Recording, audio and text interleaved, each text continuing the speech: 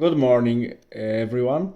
Today I would like to discuss, of course, in the course of our eternal fighting against Adma's character of our world, especially in literature and culture, I would like to talk about very old work, but very important one.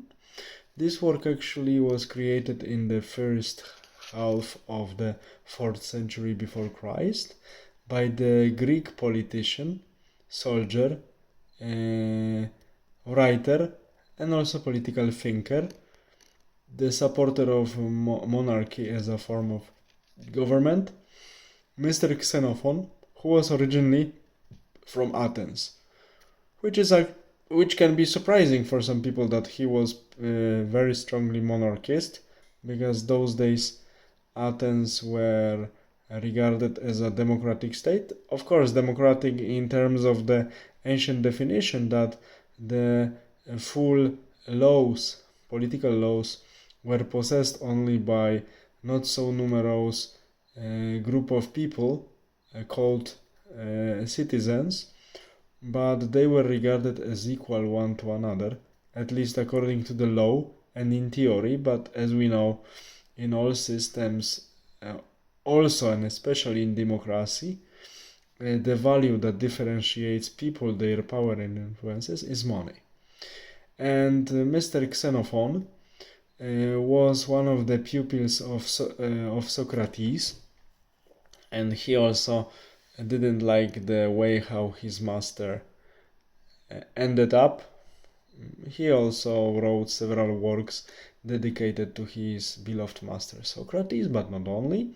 He also is an author of the continuation of the Peloponnesian War, because we know that Thucydides, for reason that is unknown to us, didn't finish his opus magnum, the Peloponnesian War, which was finished by Xenophon and taken down to the year of 362 BC.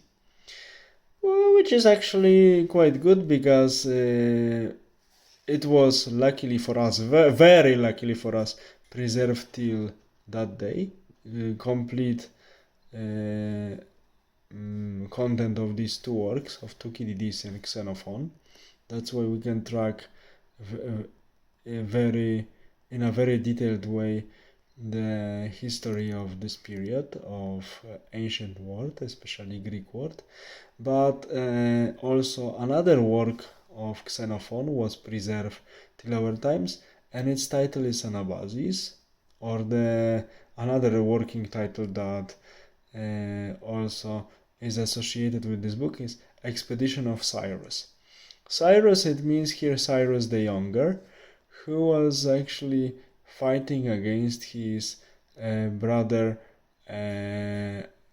Artaxerxes for the throne after the death of their predecessor on the Persian throne. And Cyrus, just to confront his brother, recruited many mercenaries. Among them, in total, there were about 1,300 of soldiers of Greek origin. Finally, the armies of the brothers and brothers met at Cunaxa. There the battle took place. The army of Cyrus the Younger, so the I would say bread giver of the Greek mercenaries, money giver actually, was defeated, but the Greek mercenaries survived with minimal losses. This was the only part of the army of Cyrus the Younger that survived. And after this battle, winners started negotiations with Greeks and treacherously murdered Greek commanders. Some of them escaped, but in very bad conditions, as Xenophon in his book is writing. One of the leaders informed his soldiers before he died about this treacherous act from the Persian side, keeping his intestines in his hands. But Greeks, as a nation of free people, elected new commanders, and they started retreat. back to Greece. Half of them managed, which is a great success because Persians were actually chasing after them and making this withdrawal from Persian lands from the surroundings of modern Baghdad, so middle Iraq, very difficult, but the Greeks did it. They reached Black Sea and they screamed 3 times sea, sea, sea in Greek because they were happy to see the sea they loved so much, because this was the nation of great mariners and colonizers and travelers. Later they came back to Greece, and after this expedition, which actually took place in 401 BC to 400 BC, it took place. It lasted 15 months, as Xenophon is calculating in his work Expedition of Cyrus, and is full of many adventures, of descriptions of many different types of human behavior, from very good ones to very bad ones, that deserve only the highest damnation. That's why it's worth reading, because this is the great story about people, especially the people who were pushed into extreme situations. This is really one of the best books I have ever read, by Xenophon of Athens, Expedition of Cyrus, or Anabasis. This history also proved that later was used by Alexander the Great. It gave to Greeks and Macedonians confidence that the Greek army can defeat it.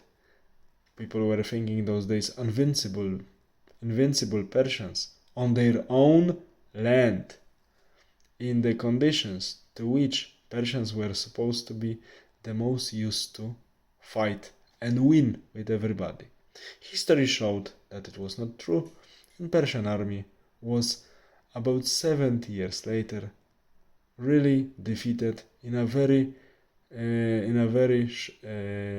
bad way, with a lot of shame and a lot of I would say surprises for the people who didn't believe that Greeks and Macedonians could have won with Persians.